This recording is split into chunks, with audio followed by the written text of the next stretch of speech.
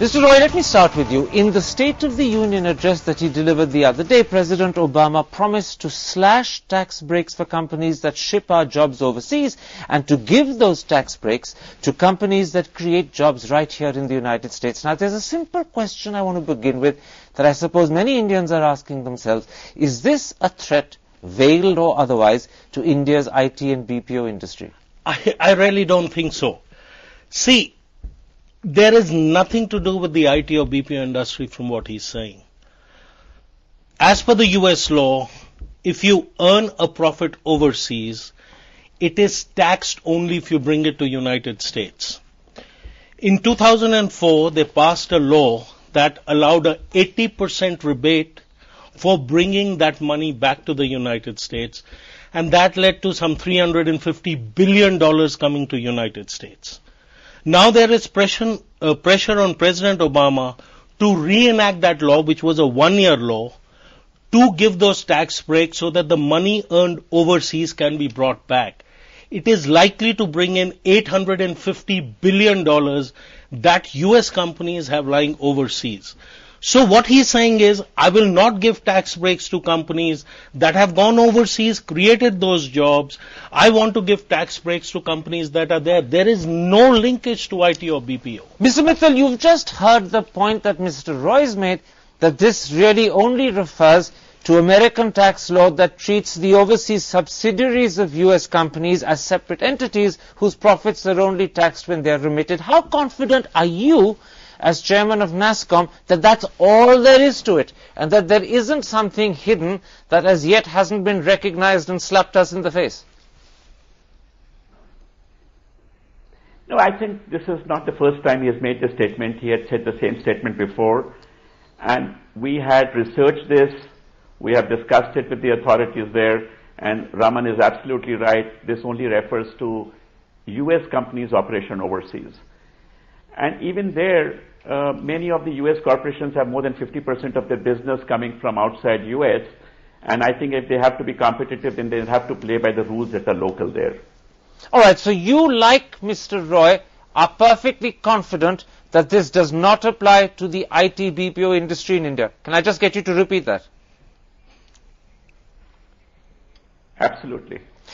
Mr. Rao, I suppose the key issue is, will the US government hereafter disallow offshoring costs as expenses that can be legitimately claimed in the books of US companies? Because if they take that step and disallow offshoring costs, that will presumably reduce the benefit US companies get from offshoring and therefore make it to that extent less attractive. Is that a genuine fear for you?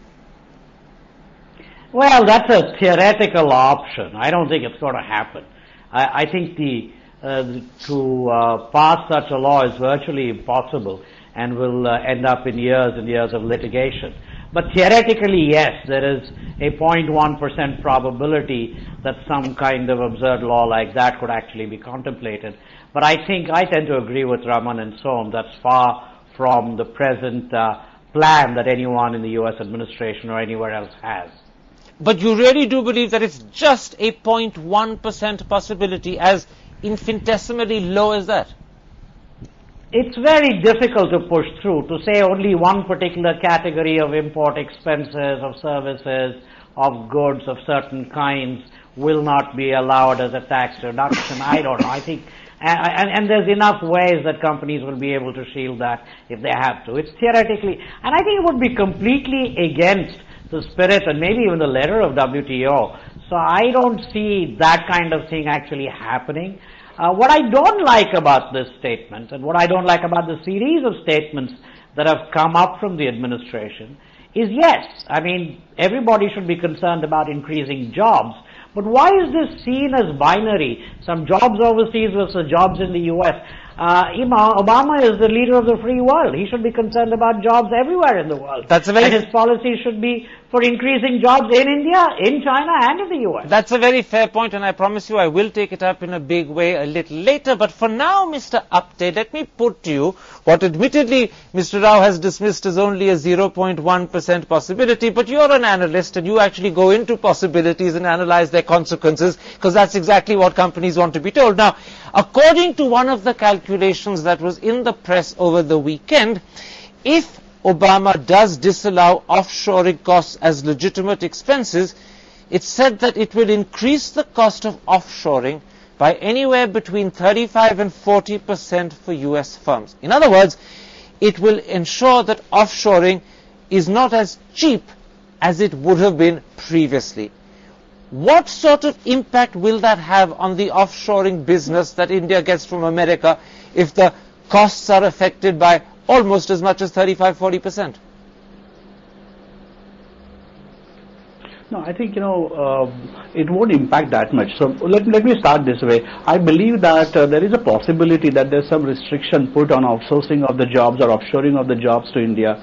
But the larger context he's talking about are basically jobs and manufacturing jobs going to China. But let's leave that aside. Let me focus on your question on what would be the cost impact. We did a small analysis in terms of what would be the impact on a cost of offshoring at a per employee basis. And our assessment was the number will go from current $45,000 average to roughly $51,000 to $52,000 average. And if you compare that with the average starting salary of a developer in the United States, it's still 80,000 plus. So we still are talking about a saving of say $20,000 or $25,000 per FTE or per full-time employee. And while attractiveness might have gone down, but there is still a saving by sending jobs to offshore. But I think if you ask me as an analyst this question, it's not about cost arbitrage. Larger companies like General Electric, Citi, or JP Morgan Chase, they send anywhere 15,000 to 20,000 jobs to India over the last decade. Now, will they get the people? So it's not only the question of cost, it's also a question of availability of resources in the United States.